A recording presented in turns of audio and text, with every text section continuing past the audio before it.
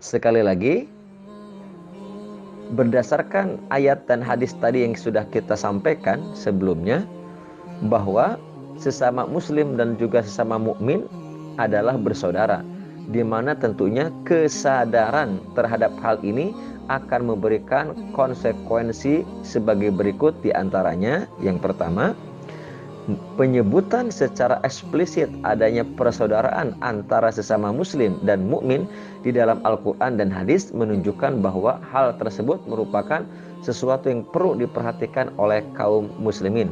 Yang kedua, dari sini kita dapat mengambil pelajaran bahwa sebuah komunitas bisa berbentuk negara hanya akan eksis dengan adanya kesatuan dan dukungan elemen-elemennya.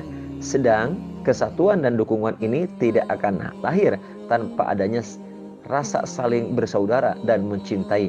Namun persaudaraan ini pun perlu didahului oleh suatu faktor pemersatu berupa ideologi atau disebut dengan akidah.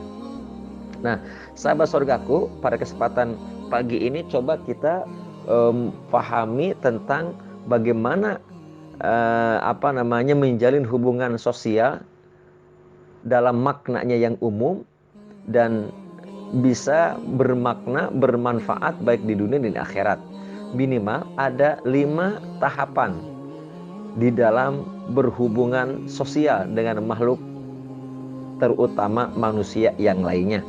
Ada 5 tahapan yang perlu kita perhatikan untuk menjalin hubungan persaudaraan atau hubungan sosial yang bagi kita orang beriman tidak cukup hanya sekedar berkenalan dan berkumpul di dunia, tapi harus menjadikan investasi akhirat yang akan saling menolong dan menyelamatkan atau memberi syafaat nanti di yaumil kiamah insya Allah.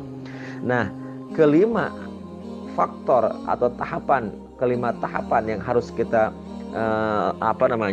harus ada dalam hubungan bersosial adalah yang pertama, social knowing. Dalam bahasa Arabnya disebut dengan ta'aruf.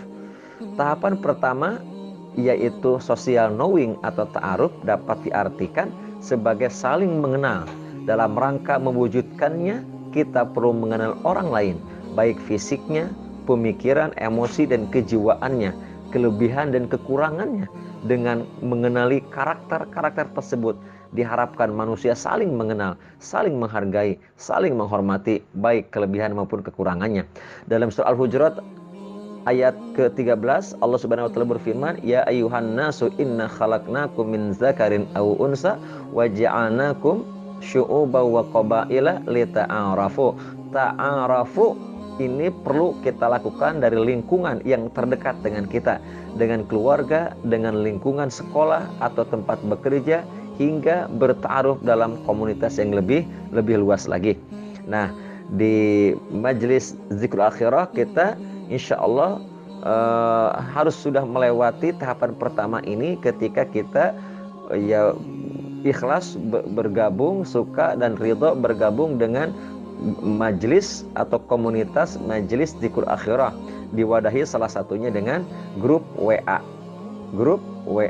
Dan mudah-mudahan Bapak Ibu yang senantiasa ada di grup WA majelis zikrul akhirah ini betul-betul akan menjadi saudara bukan hanya di dunia tapi juga di akhirat nanti insya Allah. Karenanya tahap pertama harus ta'aruf, harus saling mengenal, ya kan? Karenanya di grup ini tidak dibatasi, boleh saja silakan berta'aruf, kemudian juga memperkenalkan kelebihan, kekurangan, atau bahkan sampai produk-produk yang dibikin di rumah masing-masing, homemade ya. Kita saling menolong, saling membantu. Nah, yang kedua, tahapan kedua adalah social understanding. Kalau yang pertama apa tadi? Social knowing, ta'aruf. Yang kedua, social understanding atau tafahum dalam bahasa Arab. Pada tahapan kedua, terbentuknya social understanding atau tafahum, saling memahami, kita tidak sekedar mengenal saudara kita, tapi terlebih kita berusaha untuk memahaminya.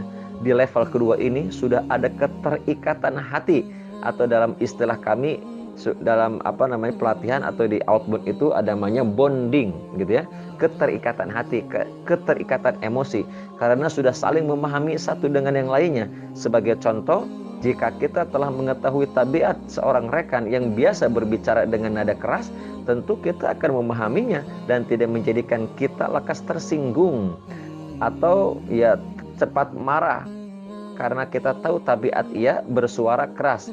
Juga apabila kita mengetahui tabiat rekan lain yang sensitif, tentu kita akan memahaminya dengan kehati-hatian kita dalam bergaul dengannya. Kenapa? Ya, karena perasa atau sensitif perasaannya. Bahasa gaulnya sih baperan, tapi tidak beda ya dengan sensitif. Kemudian juga perlu diperhatikan bahwa tafahum ini merupakan aktivitas dua arah. Jadi jangan sampai kita terus memposisikan diri ingin difahami orang lain tanpa berusaha untuk juga memahami orang lain. Ya, pahami sebelum difahami, cintai sebelum dicintai, perhatikan sebelum diperhatikan. Masya Allah, ini adalah saling